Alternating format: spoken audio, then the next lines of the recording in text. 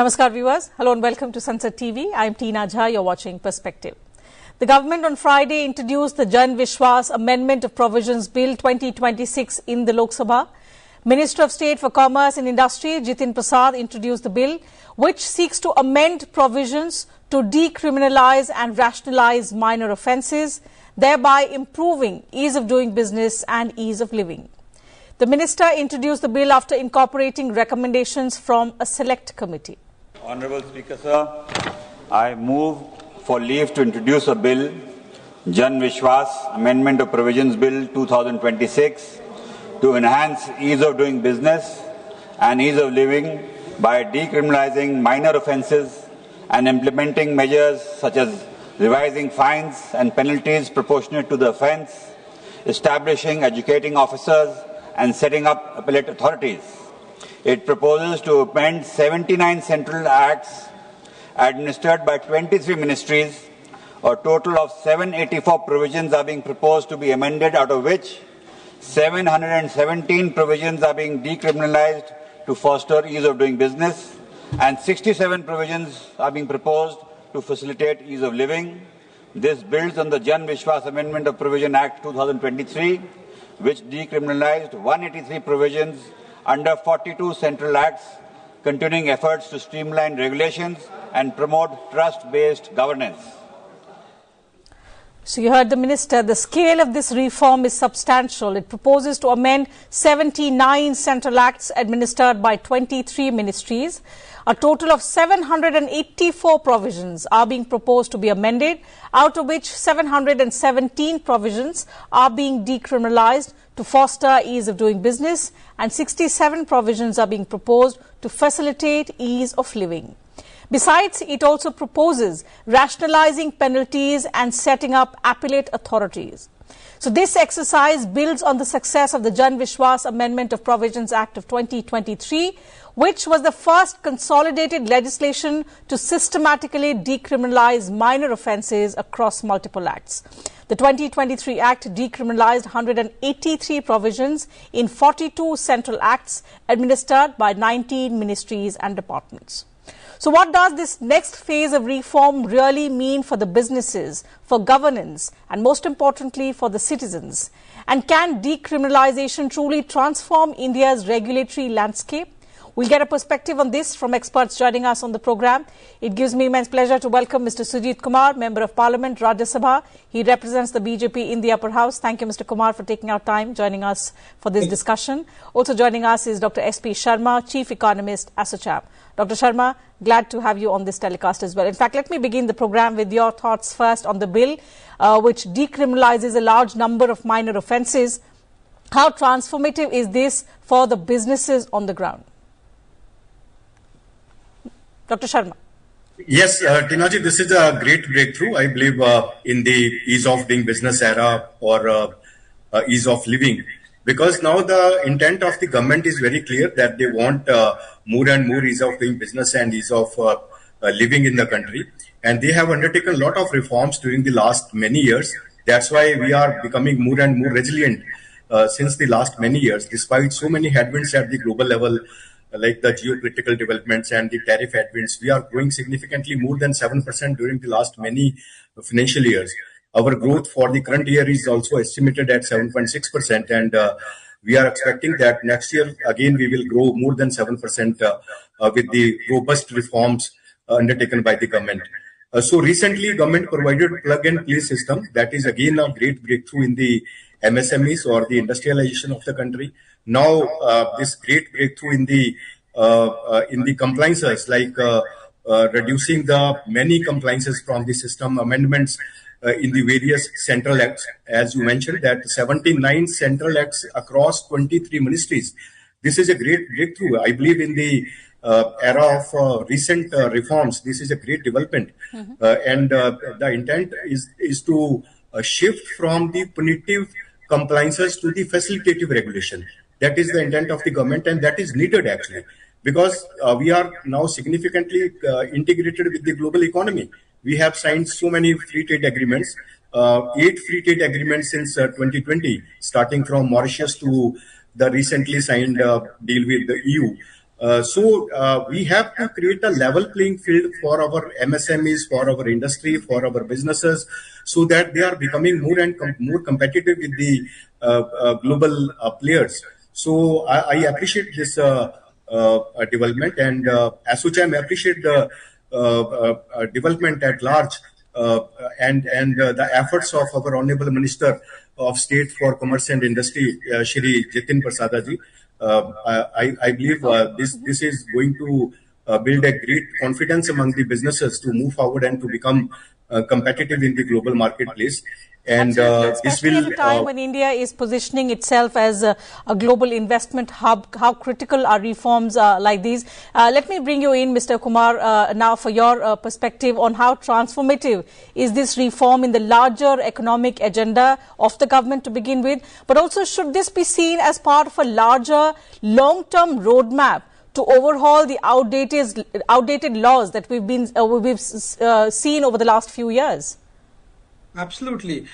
Tina ji, when Jan Vishwas 1.0 was passed by the Indian Parliament, I maintained that it's one of the most significant landmark piece of legislation ever passed by the Indian Parliament, and this is also another feather in the cap of the government of the day. This is truly transformative. See, when Prime Minister Narendra Modi took office in 2014, he, he articulated a couple of vision statements for the nation. He told the nation that his government would focus on minimum government and maximum governance. He promised the citizens of the country trust-based governance. He told that he would move away from the license Raj mindset. He would move away from red tape to red carpet. So, this is basically walking the talk. And 79 central acts across 23 ministries, decriminalizing more than 700 provisions. It's revolutionary. And Prime Minister Modi and the government has been talking about, moving away from a colonial mindset. And mind you, most of these provisions were dating to the pre-colonial era. We were still following the IPC, the CRPC, the Evidence Act dating back to 1860, 1873, the government also brought in 3 new criminal pieces of legislation.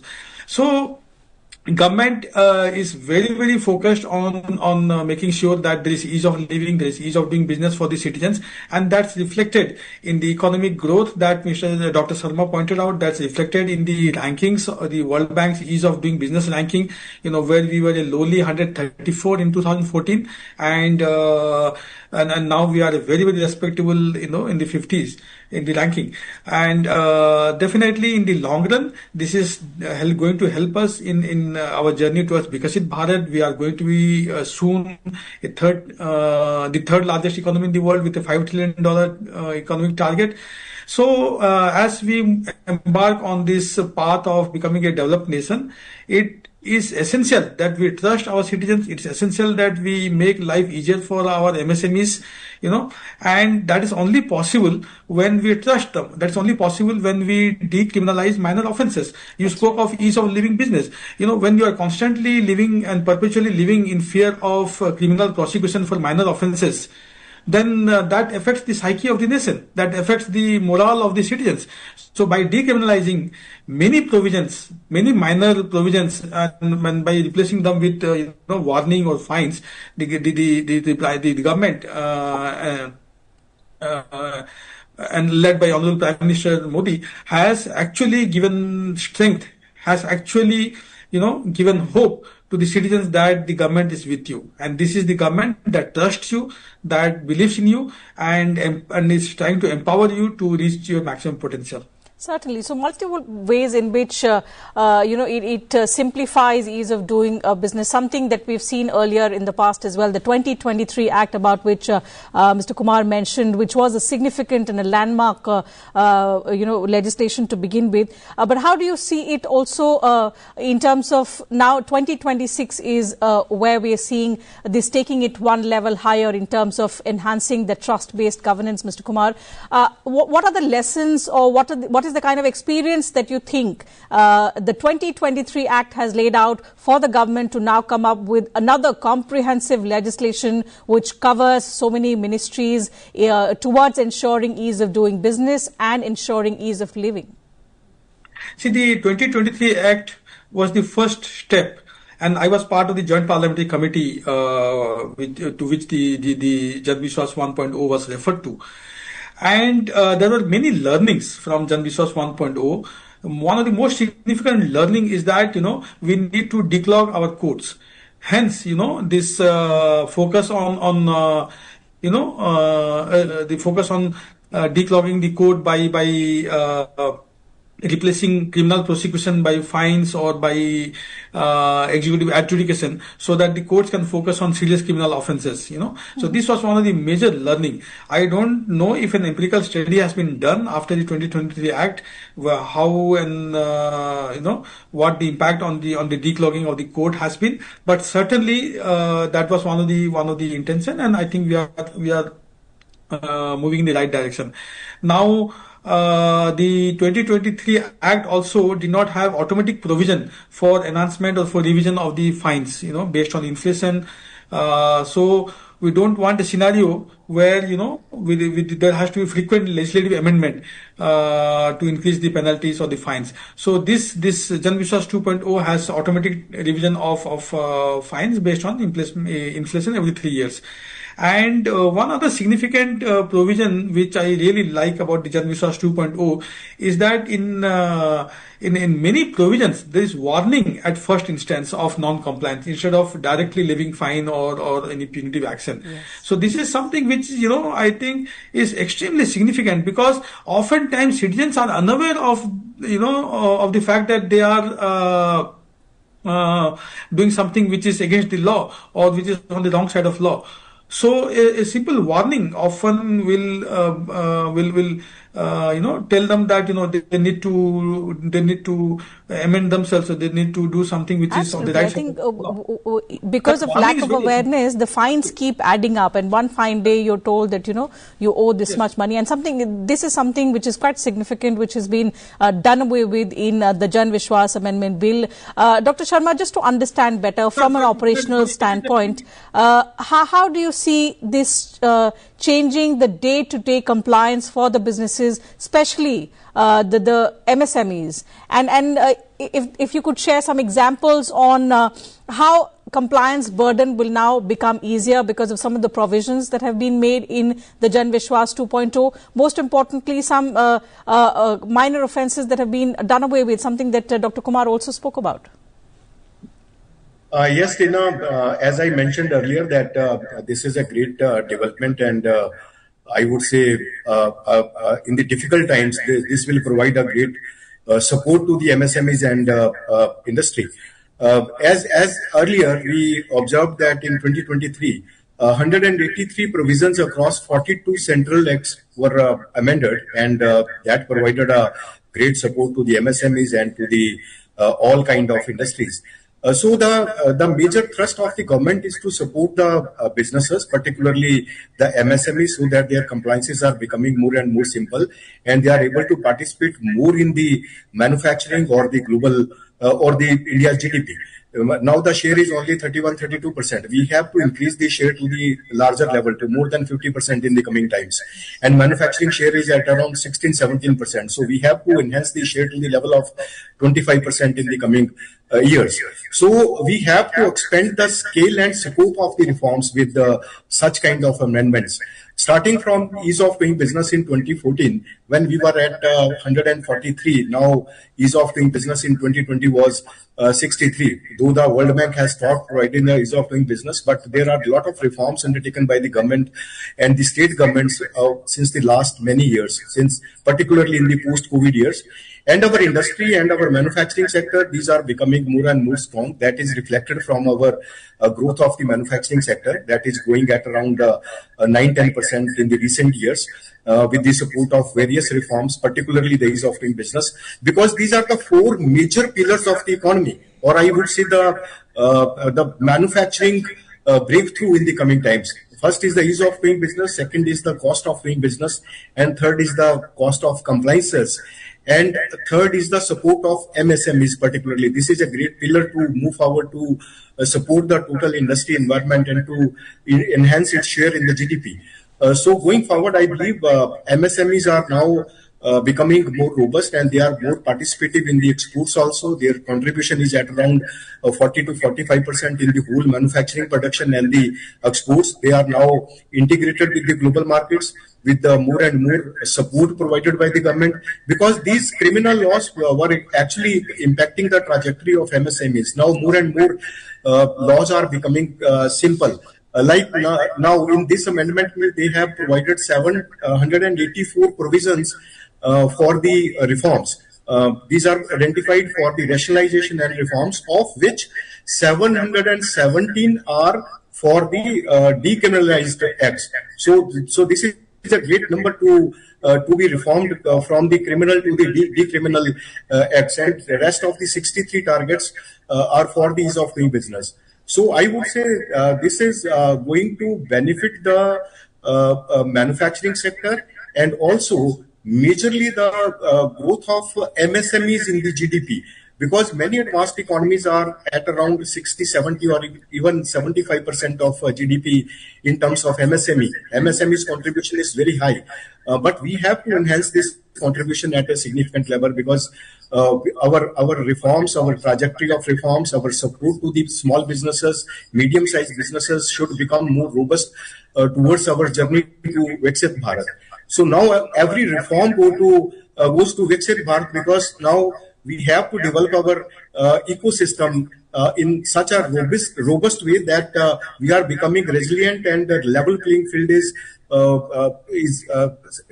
enforced at the domestic level, so that our competitors, our various imports are also becoming competitive in the global marketplace, also at the domestic marketplace, also with the more and more level playing field for the small business and the medium-sized businesses.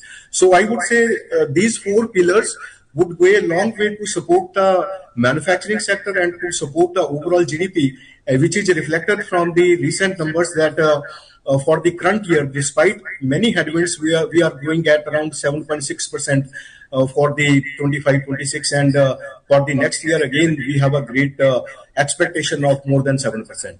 That's right. So if the thrust has to be on manufacturing, and if our aim is to develop India as one of the large manufacturing destinations, Mr. Kumar, the thrust has to be on investment and sustained growth, something that we've already seen, the kind of resilience that the Indian economy has shown. We've continued to remain the fastest growing major economy. But in line with that, we're also doing away with these outdated laws. What do you think laws like these and legislations like these do in terms of sending out signal to the global investors about India's regulatory intent? So this is a series of reforms that we've undertaken, but when we talk about, and you mentioned how we are walking the talk. So over the last decade or so, the kind of reforms that we are seeing, it's now onto another level. So we are sort of accelerating all those reforms and the efforts that we have undertaken over the past decade to one notch higher, taking us closer to our 2047 goal, isn't it? Absolutely. You see, there was a time when you talk to any foreign investor or entrepreneur, and they would have horror stories of doing business in India. The regulatory burden, the regulatory compliance burden in India was as high as 10% of the total project cost. And then this was the reality for many decades in India. And this is why we lost to countries like China, Vietnam, and many other Southeast Asian countries. Though we also embarked on our reform journey much later. But now we are talking of Reform Express. Prime Minister has spoken about Reform Express from the ramparts of the Red Fort. The Honorable FM spoke about Reform Express during her budget speech. What does it mean? It means that, today we are willing to not only roll out the red carpet, we are willing to offer X plus. If China is offering X to any nation, any industry or any factory or any company, we are willing to offer X plus. Not only in terms of infrastructure, in terms of the policy support, but also in terms of minimum compliance burden. And let me give you an example. Today, every single iPhone 17 used in the world is manufactured in India. Just 4 years ago, 50% of it came from China. This is no small feat. And largely this has happened because of, this ease of doing business, because of regulatory ease, because of focus on reforms, because of, making life easier for our investors and for our businessmen. There was a time when doing business was considered dirty. Business was a dirty word. As if, it's a crime to do business. Today, enterprise is celebrated. And Tinaji, we haven't spoken of our startups and our entrepreneurs. Today, India is the third largest startup hub in the world. And this is, again, music to our startups and entrepreneurs, that they don't have to, because they have brilliant ideas, but they don't want to, waste their time meeting the compliance burden and the hassles. So this is not only going to help establish business, this is not only going to help investors and foreign players, but it's a great thing for our startups. And as we embark on our Vikasit Bharat journey, you must remember that it's the startups and entrepreneurs who create wealth for the nation. They are the ones who create jobs for the country. So unless we celebrate entrepreneurship, unless we celebrate enterprise by making life easier for them in doing business, then I think we have failed the nation. So I think Prime Minister Modi, really history will judge him as I have always maintained that he is the greatest Prime Minister the country has ever seen, and history will judge him for many things, and also for this actually making ease of living and ease of doing business a reality in this country. That's right. I think we're witnessing a paradigm shift from criminalization to now rationalization, something that has been a consistent process in recent years, and results of which are there for everyone to see in the manner in which we are growing, but in the manner in which that our startups and the small enterprises have become the key drivers of growth today. Taking on from what Mr. Kumar said about the entrepreneurial potential and how such changes are important steps towards enhancing or unlocking their potential. Dr. Sharma, how do you see now this kind of shift that we are moving from, say, a compliance-heavy economy to a confidence-driven economy, where we have reposed that faith in our youngsters, and especially the entrepreneurs who we expect to drive us towards the 2047 goal? How do you see measures like these and consistent reformative measures like these translating into unlocking their potential and giving them the kind of ecosystem that you earlier spoke about towards realizing not only their dreams but taking India closer to its Viksit Bharat vision? Yes, Tinaji, because entrepreneurs are a great asset of any economy. So we are very fortunate that we have great entrepreneurs, best of the best entrepreneurs in our country. That is reflected from our numbers, from our growth and our numbers in the global charts, that India is the fastest growing economy among the major economies, not only in the GDP numbers, but in various parameters. We are the third largest ecosystem in the startups, and we are the fastest growing economy in the exports and manufacturing among the major economies, because despite headwinds, we are growing in exports also at the rate of 6%, despite many headwinds from the tariffs and the geopolitical developments. So all these numbers are reflecting that India is a great economy, which is supporting the entrepreneurs and ease of doing business, and particularly the new businesses, startups, and the innovation. These are the major assets of the Indian economy. And going forward, as more and more reforms are coming, and our government is very strong for providing the bold economic reforms and supporting the economy, and they are rationalizing every difficult process in the system. Like they have rationalized the penalties with the proportionate fines. So this is the message of this amendment of 2026 bill for the ease of doing business, for ease of living. So going forward, I believe with such kind of reforms, India is certainly going to become the third largest economy in the next very few years, and we will attain the size of $5 trillion economy, and again the 10 trillion size by 2032-33, as our journey towards Viksit Bharat is becoming more and more strong, and our government is providing great support and more and more hand-holding, particularly in the difficult times. Like since 2020, we are facing so many headwinds from the global level. We took many reforms in 2019, a plethora of reforms, but unfortunately the whole world economy was impacted by the coronavirus in 2020. But before we recovered from corona, the world was impacted by the Russia-Ukraine war, and before that ended then the Israel-Gaza and many conflicts in the Middle East. So the world is not in peace since the last many years, since particularly from 2022. But our economy remains strong and resilient. We are growing more than 7%, which is a great example for the world economic system. Though the world economic growth has decelerated from 6% in 2021 to around 3% for the recent years, but India's economy remains strong, more than 7%. That's where the challenge lies, I think, Dr. Sharma, that despite these headwinds, when the government promises its citizens ease of living, it has to walk the talk. So the law is remarkable. I think that intent has to translate into significant and measurable outcomes, something that we can talk about maybe, say, a few years down the line. But I think one last question I'll take to Mr. Kumar is, how is the government ensuring that the government's intent is reflected on the ground, so the enforcement agencies also, believe in that trust-based governance, and they help the government realize its promises and meet its promises that it has made to people? So the implementation is where I think most of the effort will now be required.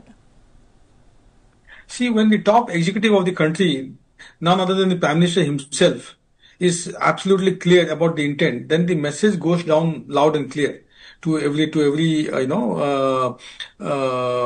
subordinate office. And I do agree with you that a significant shift in mindset is needed. Remember, we come from the socialist age of the 1950s and the 60s, where license permit Raj was what defined us. So from those days to the era of trust-based governance, it takes time. But see, when in 2014, after Prime Minister Modi took office, the first thing he did was to remove this attestation business. I remember when we were in school and college, we had to go hunting for a government officer or for an MLA to help us attest the certificates. So he said, no, I trust my citizens. Let them self-attest. So, then the message went clearly to all those, that yes, this is a government that trusts its citizens. Trust-based governance is the motto of this government. And yes, wherever it's found that there is inadequate support for the reform agenda of the government, action is being taken. Yes, one bastion which we really need to focus on is the judicial reform piece. And I can assure you, Tinaji, that the government is very, very cognizant of this matter. And judicial reform, the government definitely tried to bring the judicial reform through the NJSC bill of 2015. Unfortunately, the Supreme Court struck it down. But and declogging our court, making our court more technology savvy, making our court more increasing the number of judges, increasing the number of courtrooms. These are all on the agenda of the government, and I think it's a matter of time. These things take time, but the speed and the pace and the scale at which the government wants to bring the reform agenda is something which is unprecedented. Absolutely. So I think we've already spoken about how it's not just about amending laws anymore. It's as much about changing the mindset of governance, of building that trust among the citizens. So we've clearly moved from fear to trust. The regulatory framework over the years has been evolving, about which we've already spoken to Mr. Kumar. And most importantly, we have to understand that the intent is bold. Now, the enforcement agencies have to also show that same reformative spirit about which the government is talking about, which the Prime Minister is talking. So that Reform Express that the Prime Minister often refers to is something that the enforcement agencies have to ensure that it's up and running and it's transforming lives at, even the last mile. It reaches the last mile, and that the benefits are enjoyed by each and every citizen of this country. That's the ultimate objective, which laws like these, the reformative efforts like these, aim to target. Time allows us to take up only that much on the program, gentlemen. Thank you once again, Dr. Sharma, Mr. Kumar, for taking out time, joining us for this very engaging and insightful conversation. And to you viewers, thank you very much for your time as well.